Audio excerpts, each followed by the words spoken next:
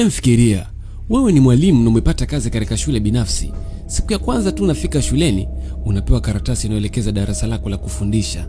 Lakini darasa hilo limejaa wanafunzi watukutu balaa. Hata hivyo, unaanza kuwafundisha kwa miezi kadhaa mpaka unawazoea kabisa. Lakini siku moja, wakati mmekaa na mwalimu wenzako mnapiga stori 2-3, unaamua kumweleza kuhusu majanga unayokutana nayo pindi unapowafundisha wanafunzi wa kidato cha 4E.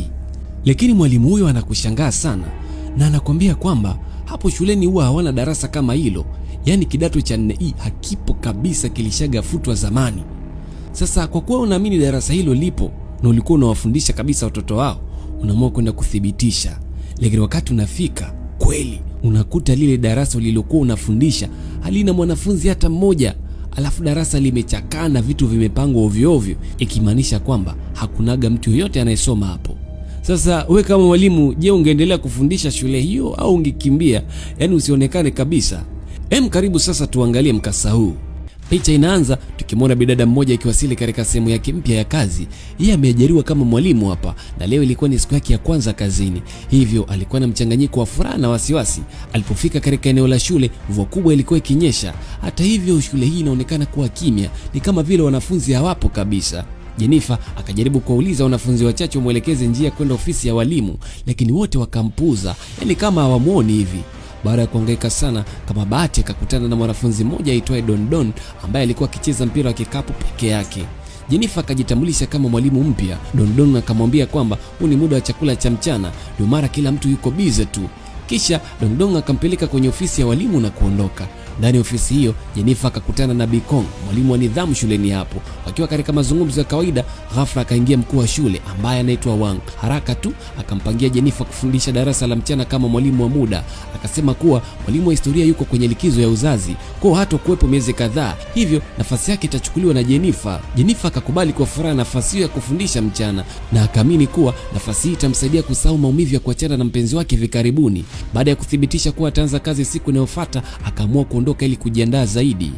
Mchana wa siku iliyofuata, Jennifer akarudi shuleni tena. Ajabu, akakuta ofisi ya walimu ikiwa tupu, yani bila walimu. Hata hivyo, akaona ujumbe ulioachwa mezani na mwalimu Kong ukisema kwamba amepangiwa kufundisha darasa la 4E. Ujumbe huo pia unaeleza kuwa wanafunzi wa darasa hilo ni watukutu sana, na ujumbe ukaendelea kumuonya kwamba awe makini. Hata hivyo, Jennifer ana hamu kubwa ya kufundisha kiasi kwamba hajali aina yoyote ya wanafunzi atakaokutana nao. Muda mfupi baadaye, akapanda ghorofani kulitafuta darasa la 4E, lakini jambo la ajabu ni kwamba darasa hilo hakuliona kabisa. Cha kushangaza zaidi ni kuwa bado hakuna wanafunzi wanaoonekana shuleni, ukizingatia kuwa huu si muda wa chakula cha mchana. Lakini ghafla akakutana tena na msichana yule alimuona jana kwa jina la Dong. Hivyo akaamua kumwomba msaada kwa mara nyingine. Kumbe Dong naye ni mwanafunzi wa darasa hilo la 4E, hivyo ikawa ni rahisi kumpeleka. Wanapofika darasani, Jennifer akagundua kuwa darasa hilo linaonekana kuwa kama soko la Kariakoo, yani hapa fanani kabisa kuwa kama darasa. Baadhi ya wanafunzi wanagombana, wengine wanaandika kwenye ubao, huku wengine wakitupiana matusi, yani kiufupi hakuna utulivu. Lakini hakujali fujo hizo, Jennifer akajitambulisha na kuanza kuzungumza kuhusu muhimu wa historia, lakini hakuna mwanafunzi anayemsikiliza. Wanafunzi wote wanaonekana kuendelea na mazungumzo yao ya kawaida tu. Jennifer akatambua kuwa mwalimu Kong alikuwa sahihi kabisa kuhusu tabia darasa hilo, hivyo akaamua kubadilisha mbinu yake ya ufundishaji. Akawaahidi kwamba siku inayofuata ataleta movie za kihistoria ili waweze kujifunza kwa njia ya kufurahisha zaidi. Lakini bado hakuna anayezingatia chochote anachosema isipokuwa Dong pekee ambaye kidogo alionyesha ushirikiano. Kama hiyo haitoshi, baadhi ya wavulana wakaanza kumtolea maneno ya kumdhalilisha. Licha yote hayo, Jennifer kabaki mtulivu na kuendelea na kipindi chake cha masomo. Basi bwana, jioni ya siku hiyo Jennifer alikuwa akitembea katika soko lenye pilika nyingi. Huko akagundua kuwa baadhi ya wanafunzi wake wanajihusisha na ukahaba. Baya zaidi, walikuwa wamemchukua na Dong pia ambaye alionekana kuogopa kujiunga nao. Jennifer akawafuata na kuwafokea mbele ya wateja wao, jambo lililofanya wakimbie haraka. Hata hivyo, akafanikiwa kumkamata mmoja wao aitwaye Karo na kumpa onyo kali kuhusu tabia yake.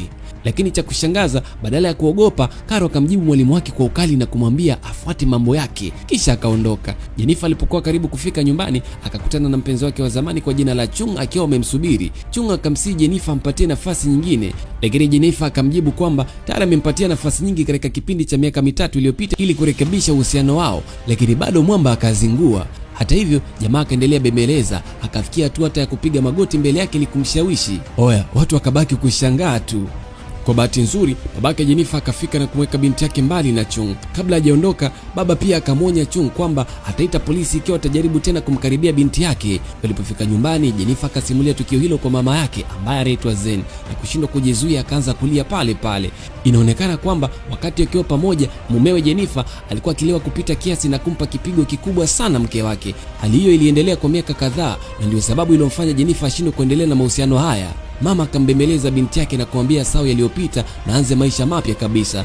Akamwambia kuwa kazi yake mpya shuleni ni fursa nzuri ya kufanya hivyo. Wakati huo huo, baba akaingia chumbani na kumwambia Jennifer kwamba hatakiwi kumchekea Chang kama atajaribu kumfuata tena. Basi bwana, siku iliyofuata shuleni, Jennifer akajaribu kwa mara nyingine tena kulituriza darasa lake, lakini akashindwa tena. Pia akapata wasiwasi baada ya kuona kuwa Dongdong leo hayupo darasani. Baada ya kumaliza kipindi, Jennifer akamfuata Karo na kumuuliza kuhusu Dongdong, lakini kabla hajapata majibu, rafiki zake Karo wakaingilia kati na kumwambia Jennifer asiulize jambo lolote kuhusu Dongdong. Pia wakamtaka asizungumzie lolote kuhusu tukio la usiku uliopita na aache kuingilia mambo yasiyomhusu. Muda mfupi baadaye, Jennifer akamwona Dongdong akiingia chooni, hivyo akaamua kumfuata.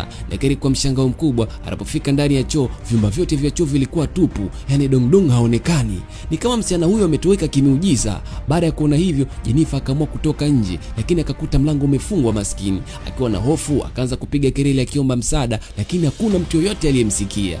Ghafla matukio ya kutisha yasiyo ya kawaida yakaanza kutokea. Milango ikaanza kujifunga na kufunguka yenyewe. Maji yakaanza kutoka kwenye mabomba ajabu tu. Kisha chuma cha feni kiling'oka na kuruka hewani kikivunja vioo vyote na kidogo tu vimgonge Jennifer. Akiwa amesimama kwa hofu na kutoamini macho yake, akaona damu ikianza kudondoka kutoka kwenye dari. Ndani ya damu hiyo kilionekana kivuli cha mtu wa ajabu sana.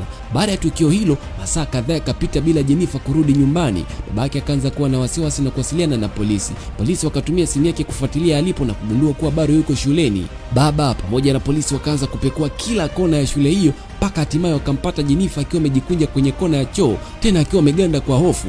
Wanapowasha taa, Jennifer akagundua kuwa kila kitu kinaonekana kawaida kabisa. Hapo ndipo akaanza kupaniki zaidi na kusisitiza kwamba anataka kurudi nyumbani mara moja.